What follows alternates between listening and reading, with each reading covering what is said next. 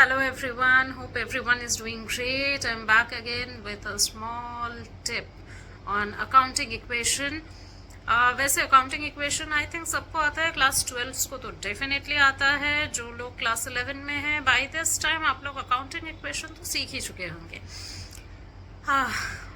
अब ये है कि अकाउंटिंग इक्वेशन जो है बहुत सिंपल जनरलाइज्ड एक इक्वेशन है. Assets is equals to liabilities plus capital. Generalized equation है और आप लोगों के दिमाग में एक होता है ना, एकदम रैट रेस की तरह आप लोग भागते हो कि इक्वेशन को मिलाना है. बहुत ज़रूरी काम आपके लिए क्या हो जाता है कि इक्वेशन को टैली करवा दो बिना ये जाने कि इस इक्वेशन के पीछे का लॉजिक क्या है. जनरलाइज्ड इक्वेशन है asset is equals to liabilities plus capital. अब यहाँ पे जानना ये ज़रूरी है कि लायबिलिटीज और कैपिटल को डिवाइड क्यों किया गया है ना.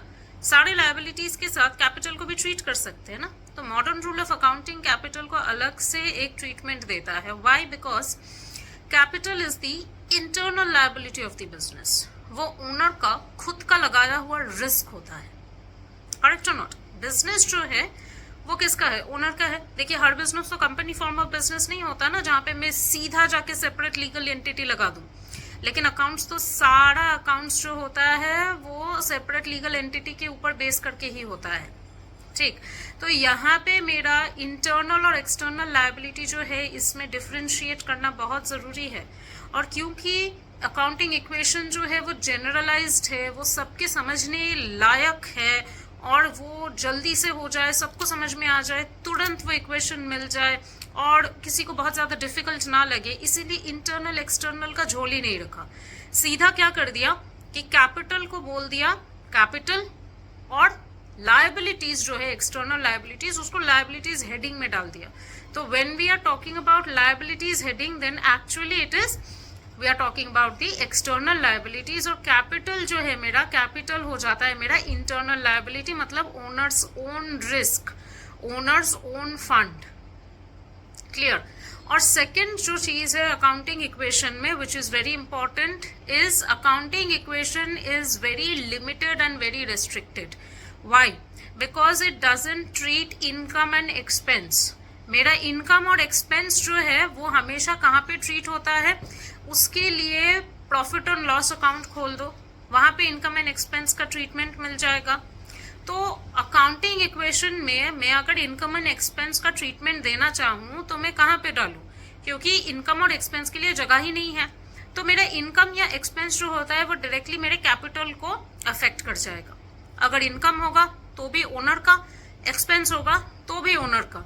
तो सीधा जाओ, अगर इनकम होता है तो कैपिटल में जाके ऐड कर दो और अगर एक्सपेंस होता है तो उसे कैपिटल से लेस कर दो. एक छोटा सा एग्जांपल शेयर करूं. सपोज एक गुड्स है जिसका कॉस्ट है ₹30,000. I am sharing this on the screen. Alright, एक गुड्स है जिसका कॉस्ट है ₹30,000. It is sold for ₹40,000. तो बड़ी आसानी से समझ में आ रहा है कि यहाँ पे 30,000 का एक सामान है जिसको अपने 40,000 में बेचे है. तो अगर 30 का सामान आप 40 में बेचोगे मतलब 10,000 का आपको प्रॉफिट कमा रहे हो, मुनाफा हो रहा है. तो वो प्रॉफिट आपका सीधा इफेक्ट करेगा कहाँ? कैपिटल. तो कैपिटल में जाओ और उसको बढ़ा दो. वो इनकम है, प्रॉफिट है. इनकम तो नहीं कह सकते, गेन तो जरूर है ना, प्रॉफिट ही बोलेंगे. तो सीधा जाओ और कैपिटल में जाके उसको प्लस कर दो. सेकेंड, जो 30,000 कॉस्ट है गुड्स का उसे हम लोग माइनस कर देंगे स्टॉक से, क्योंकि मेरा स्टॉक का कॉस्ट जो है वो 30,000 होगा डेफिनेटली. और स्टॉक हमेशा कॉस्ट और मार्केट प्राइस जो भी कम होता है उसमें वैल्यूएशन होता है एज पर द रूल. तो यहाँ पे अगर कॉस्ट सिर्फ दिया हुआ है 30,000 तो अपने 30,000 जो कॉस्ट है उसे स्टॉक से माइनस कर देंगे. और 40,000 जो है मेरा सेल्स, पहला बात देख लो कि सेल्स कैश में है कि क्रेडिट में है. अगर क्रेडिट में है तो डेटर्स में जाओ, मतलब एक डेटर्स वाला कॉलम बनाओ और वहां पे जाके 40,000 लिख दो. और अगर कैश में है तो सीधा कैश में जाओ, जाके वहां पे 40,000 ऐड कर दो. Simple. So I hope I am able to make you understand two important aspect of accounting equation.